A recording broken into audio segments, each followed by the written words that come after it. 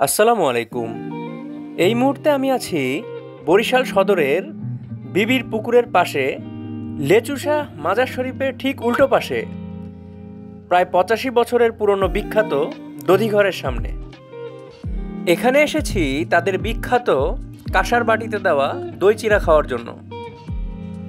এখানকার দই চিড়া বিখ্যাত হওয়ার কারণটা আজকে আপনাদের সাথে শেয়ার করব। প্রতিদিন বিপুল পরিমাণ গাভীর দুধ সংগ্রহ করে তা লাকড়ির চুলায় জাল দেওয়া হয়। ফুটন্ত জাল দেওয়া দুধ ঠান্ডা করে তা থেকে তৈরি হয় ছানা। এছাড়াও তারা ঘোলও তৈরি করে থাকেন। তাদের বিশেষ টক জাতীয় পানি দুধের উপর ছিটিয়ে এই ছানা তৈরি করা হয়।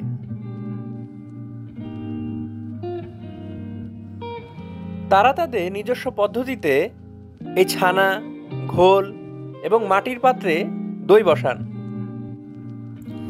হাতে ভাজা মুড়ি, ভেজানো চিড়া এবং তার সাথে অ্যাড করা হয় দই, মাখন বা ছানা এবং ঘোল।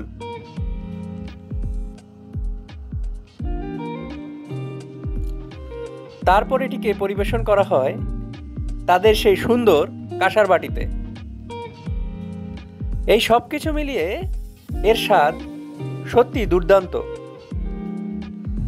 প্রাচীন ঐতিহ্যবাহী বরিশালের এই খাবারটি আমার কাছে অসাধারণ লেগেছে। আজকে এই পর্যন্তই। সকলকে ধন্যবাদ।